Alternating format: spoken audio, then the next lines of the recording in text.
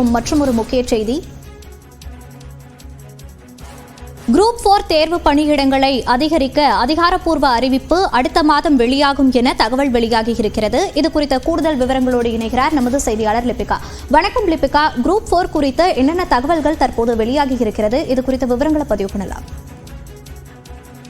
Group 4 தேர்வுக்கான காலி பணியிடங்கள் அதிகரிப்பதற்கான அதிகாரப்பூர்வ அறிவிப்பு அடுத்த மாதம் முதல் அல்லது இரண்டாவது வாரத்தில் வெளியாகும் என தமிழ்நாடு அரசு பணியாளர் தேர்வாணையம் சார்பில் தற்போது தகவல் வெளியாகிறது.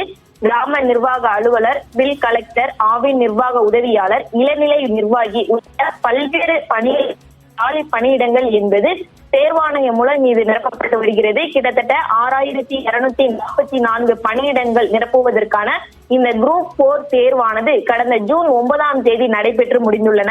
இந்த நிலையில் 15 லட்சத்திற்கு மேற்பட்ட தேர்வர்கள் 7247 தேர்வை எழுதினர்.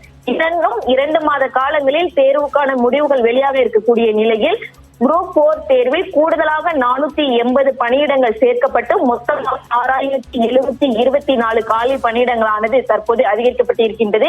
இந்த நிலையில் தேர்வர்கள் பல்வேறு தரப்பிலிருந்தும் கோரிக்கை வைத்திருந்தார்கள். அதாவது குரூப் 4 தேர்வு பணியிடங்களை காலி பணியிடங்களை அதிகரிக்க வேண்டும் எனவும், ஒவ்வொரு முறையும் 10,000ற்கு மேல் இருக்கும் காலி பணியிடங்கள் தற்போது 7,000க்குள்ளே இருப்பதாகவும் குற்றச்சாட்டுகளை வைத்து பல்வேறு தரப்புல தகவல் வெளிவந்த நிலையில் தற்போது டிஎன்பிசி தரப்புல ஒரு தகவல் தெரிவித்திருக்கிறார்கள்.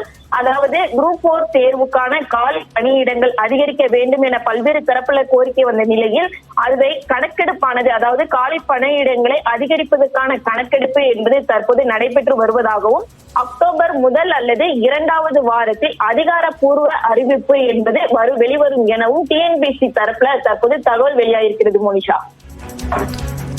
விரிவான விவரங்களுக்கு நன்றி லிபிகா.